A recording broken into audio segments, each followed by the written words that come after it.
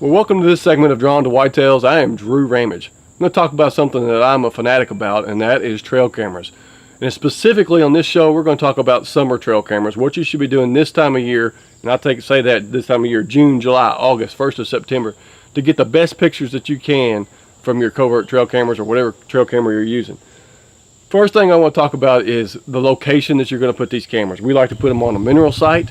Right now, this time of year, I'm getting about every 10th day, these bucks keep hitting this mineral site. They're not hitting it every day, but about every 10th day, it's like clockwork. They're coming in here and hitting the mineral when they need it. Another thing is put it somewhere that the deer are going to be on their feet. And right now, that's a food source. Put it on a soybean field, put it on a clover plot, or put it on an attractant that you can put out. Here in the state of Kentucky, we can do that. We like to use Big Time here at Drawn to Whitetails. It attracts the deer, and they just can't get enough of it, and it gets the deer right in front of the camera so we get some good pictures.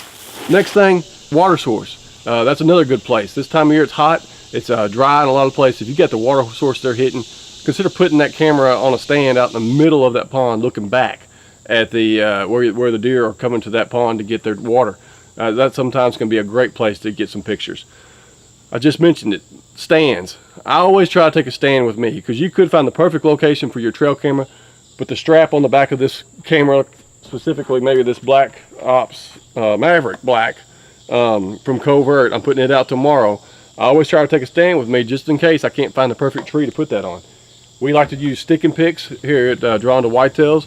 Sticking picks, you put them in the ground, you can move them up and down, left and right, and then you can also get the angle right too. So if you find the spot, you can put your camera up. This time of year, I mean, it's hot outside and you're going to be sweating. Try to find a way that you can get in and out of your spots without being very intrusive on the deer. Something that you can check really easily. Either jumping on a four-wheeler and riding in. That's what I like to do, and I like to spray down with either a scent eliminator or nose jammer. Use a four-wheeler to ride in and out. For me personally, that's what I do, and I get in there, I leave the four-wheeler running while I'm doing it. It's almost soothing to the deer, and it doesn't make them just run off if they hear that four-wheeler running. If I turn it off, a lot of times they'd be standing there pretty close. I could hear them, and they'd take off running. So ride your four-wheeler in, be less intrusive that you can. Put these cameras somewhere that you can easily check.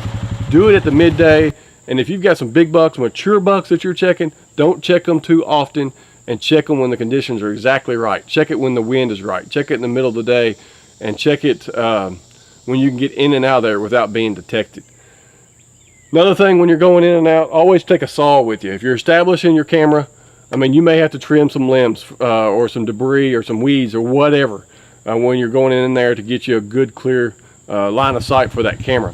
And the next thing is take it in there when you go check your cameras, because things are growing this time of year. You may need to trim them back. They could be causing false triggers on your camera. So take these saw in there and make sure everything's cut in front of that camera. When you're checking your cameras as well, make sure you turn them on and make sure they're working when you leave. I always take my SD cards with me, several of them in case for whatever reason one isn't working, and I always take a pack of batteries with me. I want to make sure these batteries, I mean, sometimes they just get drained if they're taking a bunch of pictures. Sometimes the summer heat, but these coverts last forever on a set of batteries. But always take a backup set so you're not just like, oh man, I'm gonna have to pull this camera because I don't have any more batteries with me. And that's about gonna do it. I mean, it's great this time of year to see these bucks. I mean, especially from June, July. I mean, a week's time, they can grow a bunch of inches. But it's also fun to see these fawns now as they get older toward the end of summer and they're just running and jumping everywhere, and get your number of does. See how many deer are on your camera, take your inventory, see what kind of management strategies you need to utilize on your farm. And some of these trail camera tips we're sharing today can help you do that.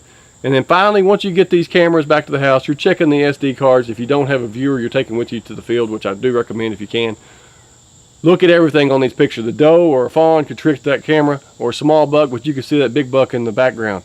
Me personally, that's what I'm having happen this year. Something else is triggering this camera, but the bucks are just out of range, and I'm going to have to take some big time in there to try to attract them to the camera, or I'm going to have to move these cameras about 50 yards to see if I can get these bucks on there. And then have a good log. For me personally, I like to put a certain bucks in a folder by itself, and that way I can look back at that folder and find out what that buck was doing in the summertime or in the fall or whatever it might be, so I can maybe get him patterned, see what he's doing year to year, so I can maybe get that deer on the ground. And it's just good to have it in a spot instead of searching your whole computer. You know exactly where to find those pictures from last year. Well, that's some tips for finding, for utilizing your trail cameras during the summertime. Probably here at the end of August, sometime in September, we're going to do some tips on where you should place your cameras during the fall. We hope you enjoyed this segment of Drawn to Whitetails. As we always say, the season never ends. Thanks for joining us.